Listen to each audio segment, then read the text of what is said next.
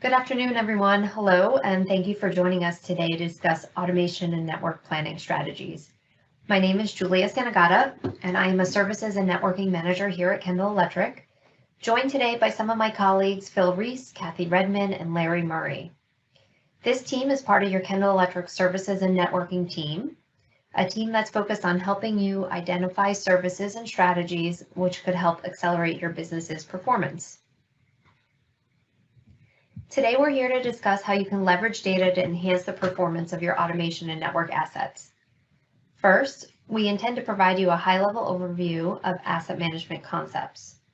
Then we'll look at different data sources for your automation technology and how we suggest you might use them to make some fact-driven decisions regarding your asset management activities. We'll then do the same for networking and cybersecurity data.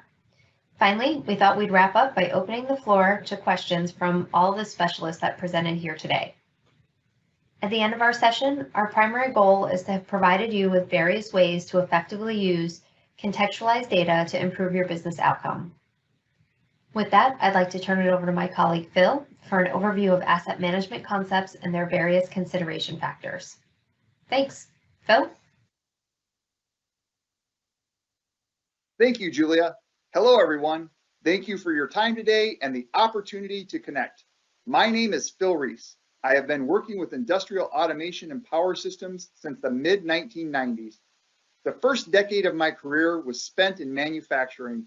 For roughly the last 15 years, I have worked at Kendall Electric in various positions. Presently, I work with Kendall Electric in the services team. The topic before us today is strategies for effective automation and network planning. Some of the key words noted in the discussion description include analyzing, prioritizing, and planning. These key words are all related to assets and more likely interconnected or networked asset systems. When we discuss assets related to analyzing, prioritizing, and planning, what we're really talking about is asset lifecycle management. Asset lifecycle management can be segmented into many stages. Some of the key stages include design. At some point, there was an organizational decision to invest in an asset. That decision could have been based on increased revenue, increased value, something along those lines. Operate. This asset was installed and commissioned to ensure that targeted levels of performance and value were achieved. Maintain. This asset should be continually serviced to maintain targeted levels of performance and value. Lastly, innovate. At some point within the life of this asset or system, a decision must be made to recycle, migrate, or modernize to either maintain or enhance delivered value. Essentially, we invest in and manage our assets, whether those are controllers, drives, networks, software, and certainly our workforce, to achieve greater levels of value. The key question that must be taken into consideration: how does your organization define value? Common concepts of value related to manufacturing assets include equipment availability. Are my assets or systems ready and capable of performing when called upon? Throughput. When in operation, can I produce product at targeted rates? Quality. Are the products produced of acceptable quality to our customers? These three attributes are often expressed as the performance metric OEE, or overall equipment effectiveness. While important values to consider, OEE alone may not fully capture all values which are important to the business strategy of your organization. When we consider the many stakeholders having a vested interest in your operations assets, this can include investors, customers, regulatory agencies, certainly your employees, and the community where your facility resides, the list of important values expands rapidly. Depending on your perspective, the perceived value your assets and systems are expected to deliver can be complicated and can vary widely. For example, your maintenance team and your environmental health and safety team may have differing perspectives on value. Your investors and the local community where your facility resides may have differing perspectives on value. Each organization must holistically consider the values which are important to all stakeholders. From this review, which is typically performed by a cross-functional team, the values are balanced and an overall business strategy is defined. This diagram is an asset management flow chart based largely on concepts from the Institute of Asset Management. The Institute of Asset Management was established in 1994 and developed the PAS 55 specification. PAS 55 is in part a contributor to the ISO 55000 series of asset management and reliability standards. This flowchart shows the organizational strategy which was defined by the most critical stakeholders.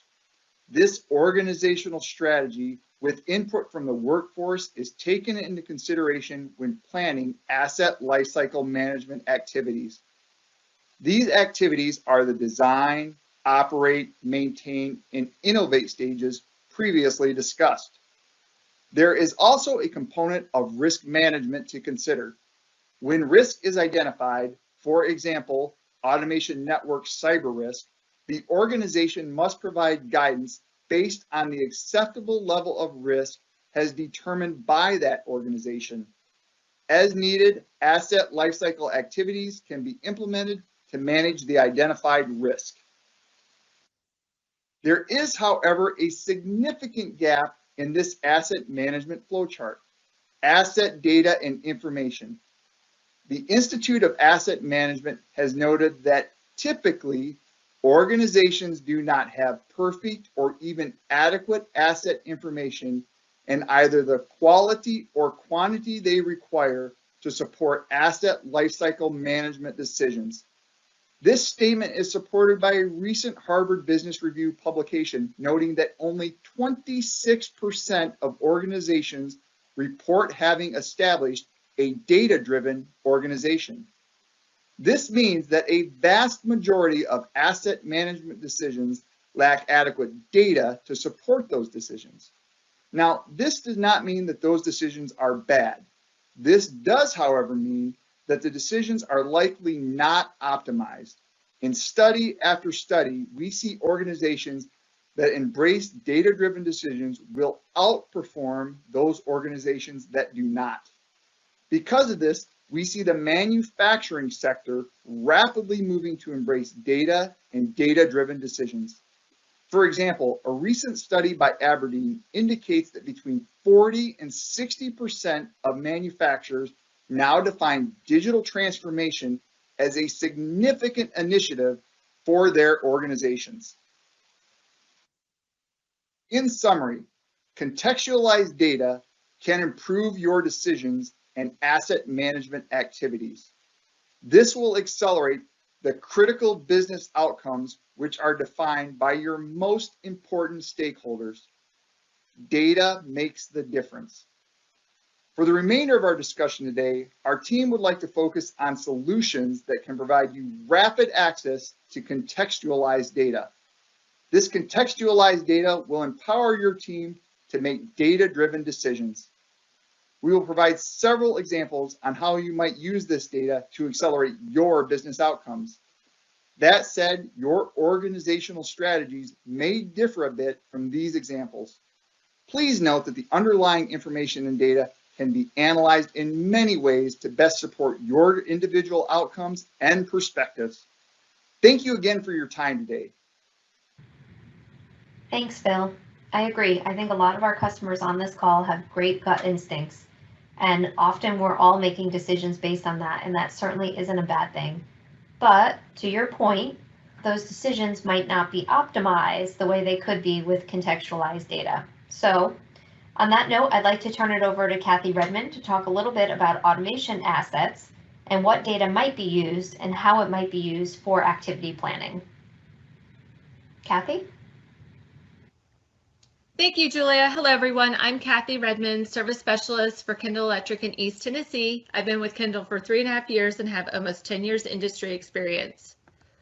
When we use the term automation assessment, we are referring to an analysis of what's running your plant floor and what spares are on site to support production. This analysis provides you with the knowledge of your existing electrical automation assets. Taken further, automation assessments are used to identify and mitigate potential risk of downtime and to make data-driven decisions regarding plant activity planning and storeroom management by looking at what's installed, your on-hand spares, and product lifecycle status. So an automation assessment not only gives you the knowledge of your installed base, but empowers you by giving you facts and statistics that are needed to make informed decisions regarding plant improvements. We start off by getting the data, whether this is something you do in-house or have Kendall assist you with. In the case of an automation assessment, you start by collecting part numbers, quantities, and locations of your electrical automation hardware within your plant. You can do this for an entire facility, a specific area of your plant, or down to a single line. But an automation assessment goes beyond just taking inventory and gives you recommended spare quantities based on average mean time between failure rates and the life cycle status of each part number.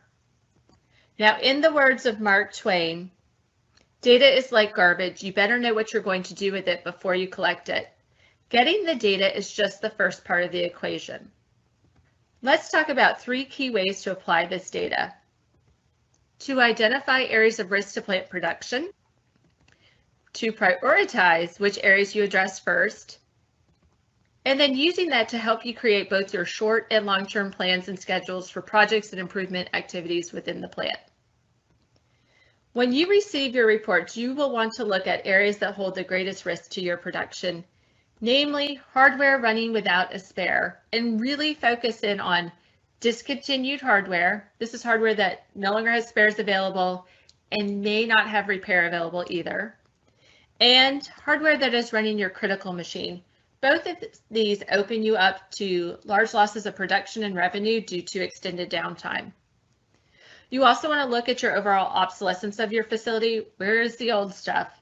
This is going to help you compile a list of needed migration plans.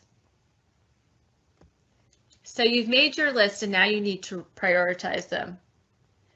Start with the machines and lines that are most critical to your plant process. In doing so, you've now established a plan by categorizing your projects as short-term, those on critical machines, possibly some that are just truly easy fixes, and others as long-term, projects on non-critical equipment, end-of-life migrations.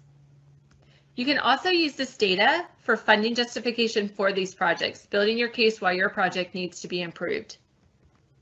Now we're going to take a look at a sample report and the data and ways that you can apply this to your plant capital equipment plan. I'm going to switch screens and open up that report.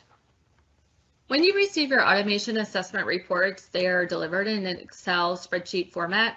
What we're looking at today is the graphical representation of the data within those reports. Now, the first thing that we wanted to identify were our gaps and spares.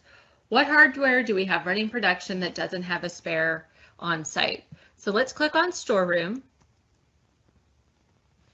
In this first box here, you have recommended spares. So it is showing that you have 315 parts that are running production that have a spare on site. It also shows in this light green box that you have 1,207 parts without a spare. Now, Phil and Julia both mentioned contextualized data. You need to apply your knowledge of your plant environment to this. These are based on average mean time between failure rates. If you have a plant that has a highly corrosive environment, you will see more failures than quote unquote the average plant. Or perhaps you have a super clean plant, everything's in air conditioned, lots of filters, perhaps you don't see it. So you need to keep that in mind when looking at this. The other piece of information is that an automation assessment compares part number to part number. If it doesn't see that exact same part number, it's going to say that you don't have a spare. You may have the case where you have an older part number and you're replacing it with something new, so the part numbers don't match. So it actually does have a spare on the site. The other thing would be something like in the case of drives, where you might have a larger frame size that's covering for several different part numbers. So keep that in mind. Remember, we need to analyze our data and apply our knowledge in order to get to the right answers. The other place that we wanted to focus on were our discontinued part numbers with no spares. In the box below this, you can see the red that shows it by area. The reason why it's important to look at your discontinued spares is because these are no longer being manufactured. There's no longer spares that are available, and we don't even know if we can get repairs. If one of these goes down, you may be talking about a lot of engineering that needs to go in for a replacement. So now we're talking days of downtime as opposed to hours. So when we talk about prioritizing, you can see here that we've got lots of discontinued parts. We look at the machines that are most critical to the plant. So if we click on the life cycle report, this particular graphic just shows end of life and discontinued. But we also want to look at too, if you have a very critical machine, you may have things that are current parts that still need a spare because of the criticality of the machine that you're running. But looking at this one here with the machine risk analysis, you can see that line 7 has the most. It's the winner. But if this is something that you can easily bypass and it won't impact production, or maybe it's an older line that's being phased out, maybe it doesn't get run, but once a week, those could be something that would be more on a long-term plan. You want to look at what's your most important one and tackle it from there. So in this case, say line 7, we need to go in there. This is something that's extremely critical to the plant process. If this goes down, the whole plant is down. Those are the ones that you want to look at. Now, looking at overall plant obsolescence, you can see here in this case, the plant has almost as many old things as it has new. For those of you not familiar with these terms, active is just the latest and greatest. Active mature are still being manufactured, still spares being available, repairs available, but there's just something newer out there. End of life means that a stop manufacture date has been announced. With end of life, there's some short-term things that you may want to do to address this. If it's something that's on a critical piece of equipment, you know that you aren't going to be updating this, maybe it's something where you have to wait till there's shutdown in order to take this machine down to do an upgrade. You may want to go ahead and do a last buy on a couple spares to support that machine until you're able to do the upgrade. Long-term, it would be a migration to a newer piece of equipment on there. One thing that I want to mention with active mature, so it's being manufactured, it's the latest and greatest. We had a company that did an automation assessment here in my territory, basically to create their project list. They had a large amount of monies that were given to them for plant updates. So they were using it to make sure that they were including anything on that list to go towards that funding. Our automation specialist was able to identify a part that was active mature, but it had been announced that it was getting ready to turn to end of life and have that added to his project. So we need to look at those to see, especially if you've got, use your resources, use your automation specialist to help you out to see if there's any of those that are going to need to be addressed and put onto your long-term plan. Another thing that maybe in the short term that you might want to do with active mature is if you have it written as a plant standard or in your plant specification, you may want to change it to the newer part, the active part that is taking its place. The last area that we're going to look at in this tool is the product alerts. Oh, one thing before we flip off of this, I do want to note that in this case, this particular tool is online, it's a portal, so it's dynamic. So you're actually able to see here what parts have changed. So in this case, you've got an update, 114 part numbers went to active mature, 71 just phased into end of life. So again, these would give you a way to start adding these onto your long-term plan. And then you have several of these that are still out here that just went to discontinued. So if you didn't do a last buy on these and you don't have spares, you know that you need to now go back and look at those. The final thing we're going to look at here is our product alert page. So this gives you your product safety advisories that Rockwell has issued. In this case, we have 3 with 5 unique part numbers that are impacted. So looking at this, you can go down, click on this link and see what the remediation for it is. This is important because you can look at this, make a determination like, oh, this is an easy fix. Let's put this on the short-term plan. Oh, this takes a lot of time. We need to do this. It needs to be addressed. maybe it's long-term. The other thing that's great is that you took an inventory as part of your automation assessment. So you can look at that specific part numbers and find them exactly where they are in your plant, and then start creating your prioritization list with that based on the machines that are most critical.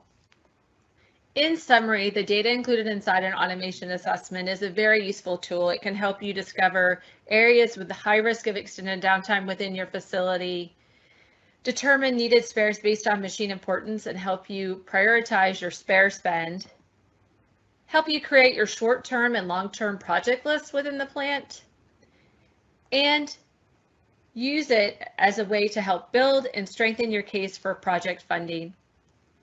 Now, there are a lot of other ways that you can use this data that we didn't have time to cover today.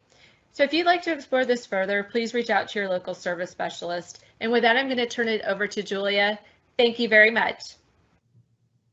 Thanks, Kathy. Those were some really great examples of how you might use some of that data, very specific data, for improving your plant automation or the things that are on the floor, and really start planning maybe your 6-month, 1 year, 3-year plan for migrations or other things to keep that equipment up and running. So with that, I'd like to turn it over to one of our networking specialists, Larry Murray, to talk a little bit about how we can use data, but this time networking and security data, to make similar decisions about how to keep manufacturing running. Larry? Thanks for the introduction, Julia.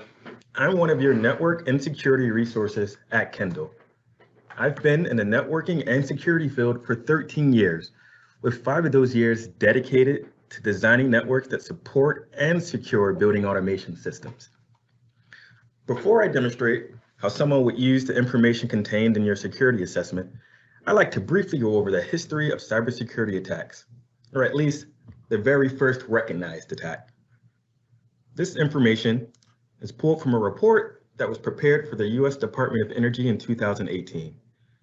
The first documented security incident happened in 1903.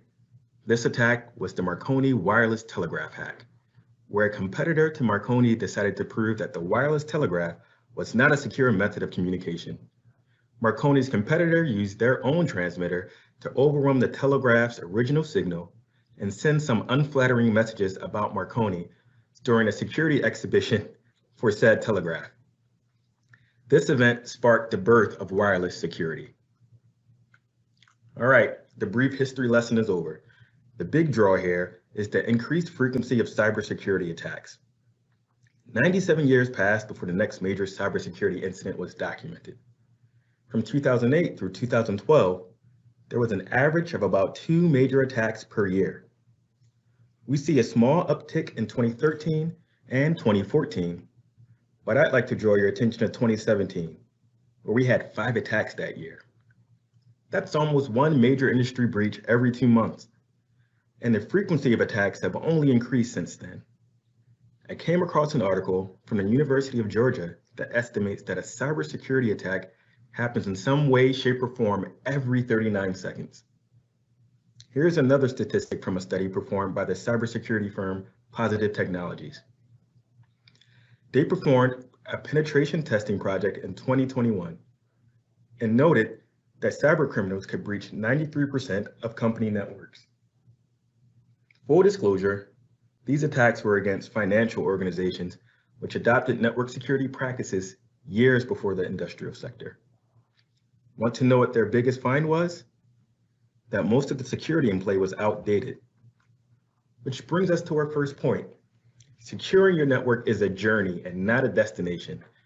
Don't think of security as something you do once. Securing your network will be an ongoing process, because every time we close a gap, bad actors are out there discovering and acting on a new vulnerability. I will show you how to digest this information so that you will have the tools to develop short-term and long-term strategies to secure your operations. In order to prepare for and defend against an attack, it's important to understand the method of attack. There are 5 stages. Stage 1 is reconnaissance. At this stage, a malicious actor gathers as much information as they can about the target. They will scour the web for any publicly accessible information about a potential target and use this information to create a report or a dossier about the target.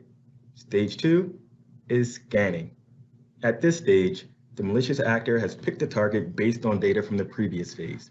Before initiating an attack, they need to collect a bit more data to find a way in. The actor may try to ping devices on the target's network, searching for a router or a piece of equipment that has a public IP address, but shouldn't, like an office printer or a PLC. The attacker will also use software to perform their own security assessment, searching for weaknesses in the network that they can exploit. Stage 3, gaining access.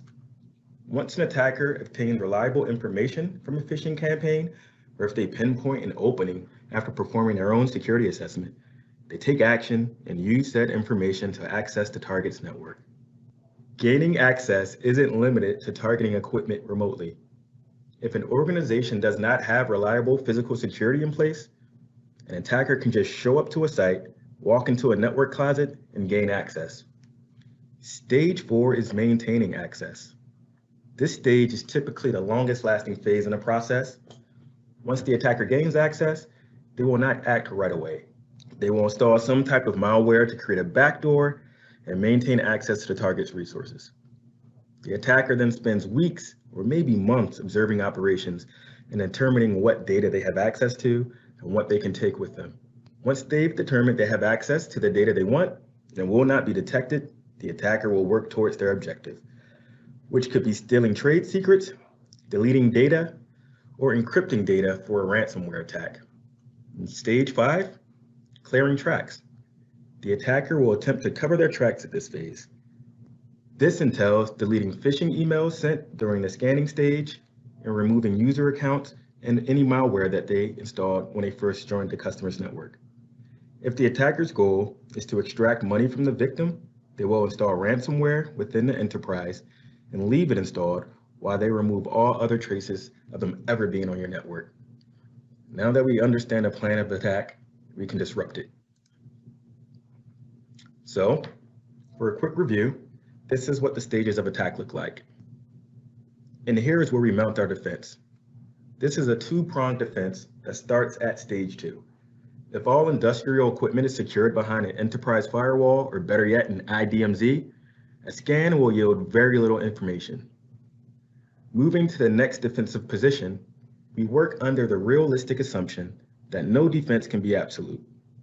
We want to clear any vulnerabilities that exist on the network, because these vulnerabilities are their way in. In order to launch our defense, we need to do 3 things. 1, obtain a security assessment. If you don't have one, you can easily obtain one for less than $10,000.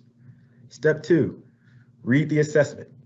This sounds silly, but you will not believe how many organizations perform security assessments and do nothing with the data. Step 3, formulate a plan and execute. This is where you use the assessment as a tool to create your first security strategy. Remember, the breach occurs after an attacker performs their own security assessment. Let's even the playing field and attain a security assessment for your plant network. Here we are. You've attained a security assessment. Congratulations, you did step 1, you have the data. It's easy to get stuck in analysis paralysis, so let me show you how we will make this data work for you. For this demonstration, I'll start with the Vendor Match CVE tab. CVEs are common vulnerabilities and exposures. Taking it a step further, vendor CVEs are vulnerabilities that vendors are aware of and have developed fixes or mitigation strategies to protect equipment. First, we want to sort the data so that the critical issues are at the top and the lower tier issues are at the bottom. Hit number 1, we see the IP address of the affected device in column C, the vendor in column L, and a hyperlink with a proposed solution in column M. Navigating to the page, we get more details about the issue. When I scroll down, I can see Rockwell's proposed solution, which is to upgrade the firmware. The device is an Ethernet interface module. I know from experience that updating the firmware requires a reboot of the module, which stops network communications. The solution is simple, but it will cause a disruption. I'll put this on my list as something I can do relatively easily, but it needs to be done during scheduled downtime. Let's look at something else in this tab. Line item number 85. The device in question is a Siemens PLC. According to the score, the security risk is 6.8. So I'd say it's fairly critical, but not as big a deal as our previous example. Looking at the solution here that I've highlighted, it looks fairly complicated. Siemens is suggesting that we secure all communications behind a secure network or use a secure VPN to secure communications. The solution also requires a firmware update.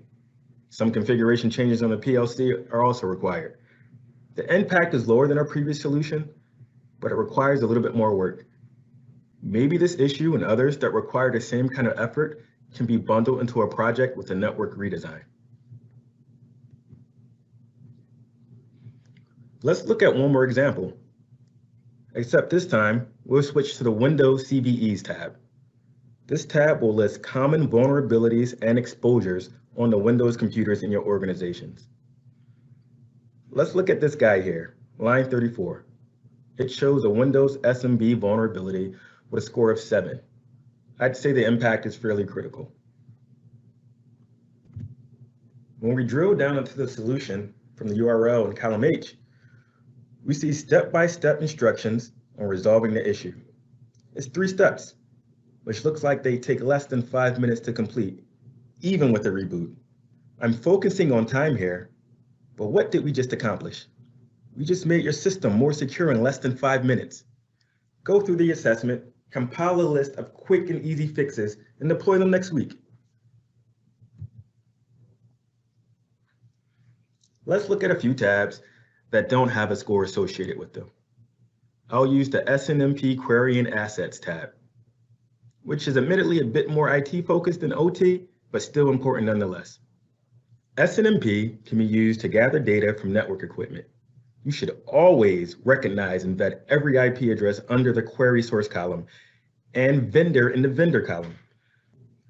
SNMP can be used to gather information about your network devices and make configuration changes. If you see an IP address on this list that you do not recognize and wasn't vetted by anyone in your organization, red flag should be going off. In the best case scenario, a malicious attacker is on stage 2, still scanning your network. But more than likely, an attacker has gained access to your network and they're in the middle of an attack. Take this very seriously. Let's hop on over to another tab. Data Acquisition Right PLCs. This is a long name, but this is a tab that should set off alarm bells. It is imperative that you recognize all the IP addresses in the IP column. This tab shows devices that are making changes to PLCs on your network. You have to recognize all of these IPs. If you do not recognize one, address this quick. There isn't an impact score in this tab, but if there is a rogue device sending data to your PLCs, this is critical. One more example, the External IPs tab. These are devices on your network that can be reached by anyone that has access to the internet. Remember stage 2, the scanning phase? An attacker is looking for exposed resources so they can mount their attack. Scrutinize this list. Is there any reason why your SCADA server can be reached on the internet? Why is the printer online? Get answers to these questions and come up with a plan to address these as soon as possible. The reason there isn't a score on these tabs is because every single IP on your network that you do not recognize or every piece of equipment that is exposed to the internet poses an extremely high risk to your organization. Do not dismiss information because there isn't a score attached to an incident. We recognize that the IT and OT teams typically bump heads because they have different needs and concerns. But we have seen some amazing defense in depth designs be deployed once partnerships form between both groups. I've heard it a million times. IT doesn't understand OT and OT doesn't understand IT. Use your security assessment as a tool to train your IT department and bring them in to help you develop a defense in depth strategy for your organization. Any of the tabs I spoke to previously should grab the attention of your IT department. If they don't seem to get their attention, show them the Unsecure Protocols tab that's on display. Something that sticks out to me and will to your IT partners is the insecure SNMP communications on your network. SNMP version 1 and version 2 are insecure protocols. The data is not encrypted. The solution is to use SNMP v3 or turn off SNMP. This is an easy way to get IT involved and interested in the vulnerabilities that exist on your network. Use your knowledge of what protocols are needed and develop a plan to keep insecure communications or find a way to remove it from the network by deploying devices that use secure protocols. The security assessment isn't merely a to-do list. Obtaining one is just the first step in combating vulnerabilities that may cripple your organization. Put it to use it to form partnerships with IT, use it when developing plans to install a new machine, and work with peers to make OT security not just corporate strategy, but part of your culture. Thank you. Thanks so much, Larry. Wow, there was a lot there, and I have a feeling that you didn't even cover half of the tabs that were in that assessment, did you? No, I only hit about, I would say maybe a third, but there's a lot of good information in the whole document. Yeah, and definitely a lot of actionable stuff that, as you said, security is an ongoing process, right? Yes. But a lot of actionable stuff you can put into step 1 and step 2 and step 3 of your ongoing security plan. Wonderful. So with that, I think we're about wrapped in terms of the stuff that we wanted to present to you guys today. I hope you have found some really specific things that you can go do with some of the data sets that we presented here today. And I'd like to open it up to questions from the audience. So please feel free to chat them in, and we will open up the lines for Larry, Kathy, and Phil to start answering them.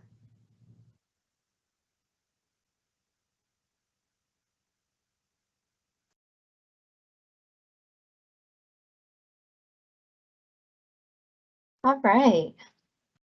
Larry, Kathy, and Phil, are you out there to take some questions? Yes. I am here. Wonderful. Larry, are you there as well? You are on mute, Larry, but you can hang on mute for just a minute. All right, wonderful. So I'm just going to start at the top and kind of work our way down through the questions that were put into the chat. And if anybody hasn't put one in and you have a question, please feel free to pop it in there. We can just jump back and forth. First question, will the seminar deck be distributed to the registered attendees? So yes, there will be a follow-up email that went out, but it will be, I think we're going to link to the YouTube. We'll post this recording to YouTube and link out to that, or provide you a link to that. If you want the deck specifically, just let me know. But a lot of, like, for instance, what Kathy showed you or Larry showed you is not necessarily in the deck, because they were showing you some of the data live and kind of sorting and filtering down through it. So either one should be made available to you. Hopefully that will help out. Next question, Kathy, if you could answer this one. How much does it typically cost to have one of these automation assessments done? So we talked about the data that's typically comes out of an automation assessment, how you might use that. What does it typically cost to have one of those done? So as a rule of thumb, we say roughly about $125 per panel, give or take another $25. And that's because the cost of the assessment is really based on how much we're collecting and how large or the number of control panels that we're auditing. Because what we are determining is how long our service technician will be on site. And the preference for me is to come on site and kind of take a look at your facility, what panels we want to collect, your storeroom, to get the best estimate, but we can also do that if we get a rough panel count from the customer. Great, thanks, Kathy. So I guess in follow up to that, if somebody wanted to get at some of this data, they just need to do a rough panel count or have somebody come out to do a walk to look at the panel counts. Yeah? I think so. Yes, correct. Okay, thanks. I know you muted again. Phil, I'll give you the next one. What is it that you can actually collect in an automation assessment? Like Kathy showed a lot of data there. I saw PLC information, drive information, but what is it that's typically collected in an automation assessment, or what could you collect so you can do that data analysis on it? Sure thing. So what we would typically look at from a data collection perspective would be both the control panels in the facility and then the storeroom as well. And as far as specific devices that we would look at in each of those areas, it would be those repairable assets or the assets that would take an engineering effort to try to change. So think about your drives, your controllers, your operator interfaces. Things along those lines would be the assets that we would typically record. So once we have the storeroom and the plant floor, then we can compare those two and see if there are any gaps in those critical assets that, if you did have a situation where you needed a replacement, we could identify that really quickly, or if there was a life cycle change, we could identify that. But those are typically the things we're looking at. Okay, so high-tech automation stuff, typically repairable stuff, typically things that would take an engineering effort to change. Yes. Got Absolutely. it. And by the way, because we don't have sound here, if I'm reading one of your questions and you have a follow-up question to it, please don't hesitate to reply or pop it back in the bottom. I'm happy if you have more questions based on our answer. Okay, there's another one from Brad. Is there a way to insert eligible spares that are not exact part numbers? So for instance, replacing an L35E with an L33ER. Phil, would you be able to answer that one as well? So I think this is where Kathy was showing the risk, because you have these parts running automation equipment, but you don't have a spare on the shelf should it fail. Yep, no, and that's a good question. So there's not a direct way in the reporting or the portal to link a installed, on plant floor asset to multiple storeroom devices. But what you can do is with both the portal and the reports that come along with one of these assessments is sort based on the bulletin number. So I think in your example, you were looking at 1769. So you would have the ability to search your inventory for all of those assets. And then especially when you're in the portal, that customized report, you can then export. So if you found yourself in a situation where you didn't have a direct spare, you could look through the rest of your inventory or multiple facilities, depending on how big your assessment was, see where that might exist, and then find a replacement. Now, to kind of take that on the other side of that, if you had parts that were not fully verified, those also show up in your reporting. So during the assessment, if there's a part number that doesn't get collected, we also show that so that you can search through and identify those as well. Okay, got it. So there are some ways to do that. It might take a little, again, analysis of the data, if you will. Yeah, it's going to be based off, most Rockwell or most all of the Rockwell automation part numbers are going to have a bulletin number. So those, those first 4 numbers of a part number are going to be very similar, and then as you move down, they stay similar until you start to get different features, and you can search on that. Absolutely. Okay. But that's definitely one of the good things to do, and that we do encourage folks to do, as I think Kathy mentioned when presenting, is part of your data analysis is you are looking to see, well, if I don't have a direct match, do I have something that would be easy enough to migrate in? Do I have the next version of the processor, something with a higher memory, a slightly larger drive that would fit in there? And that's part of your analysis. And I did miss one question here. I'm sorry, I jumped down too fast. Kathy, does everybody get access to data? You showed all the data. The view you were using was in a portal. Does everybody get access to data in a portal like this? So that portal that I showed is what's included with an automation assessment that is delivered by Kendall Electric. And within that, you are able to give us the email for everyone that you would like to have access to that data. So that can be more than just one person who has access to that. Okay. So essentially, yes, at least with the assessments that we do, everybody does, multiple people, most companies, part of the standard deliverable is access like that. Yes, correct. Great. I think that's all the questions. Does anybody have any other questions about automation data, some of that risk analysis, and anything that Kathy covered before we hop into some of the cybersecurity data?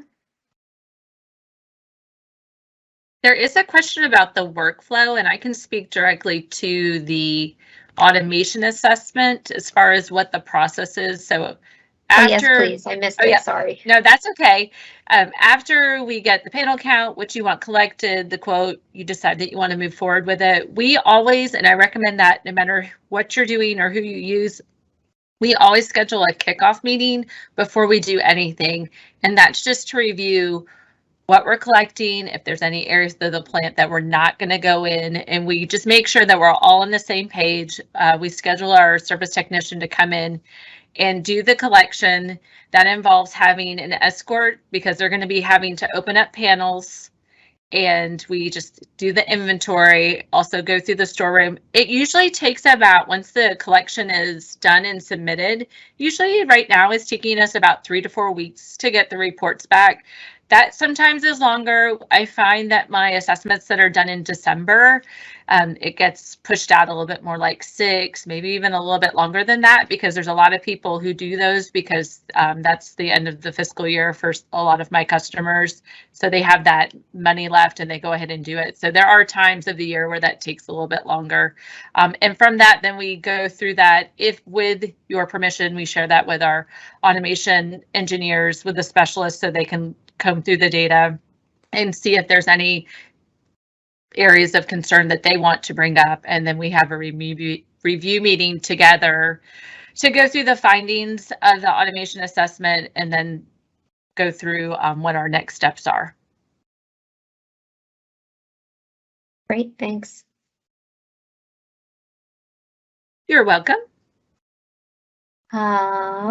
I'm looking to see if there's anything else I missed. I think that was it from the automation data. And I did put an email address down on the bottom of the page here. If you do have other questions, you're not comfortable asking them here, it's just something simple, or you want to be directed on something, or you have a question, I did put an email address there, training@kendallelectric.com. I will be monitoring that, and I'll get you directed to the right person if you don't want to ask your question here.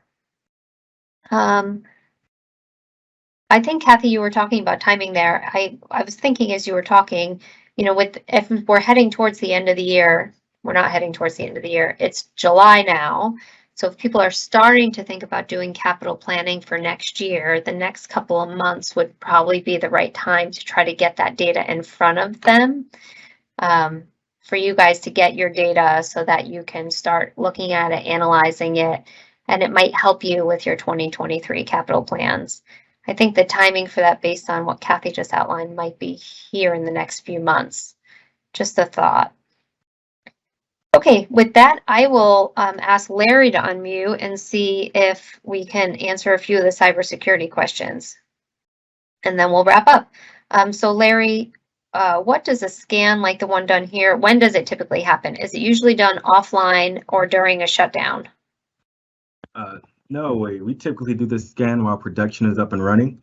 Remember, we're trying to find out any vulnerabilities you have on your production line. So we need to see that real-time data so we can see what the hacker will be trying to exploit. So if your line is down, we're not seeing live traffic at that time. And when we do the scan, we also make sure we're not interrupting your traffic. So we will map a port and pretty much take all the data from one port and send it to another. So that it's a passive scan. So you shouldn't see any interruptions on your network when we're doing a scan.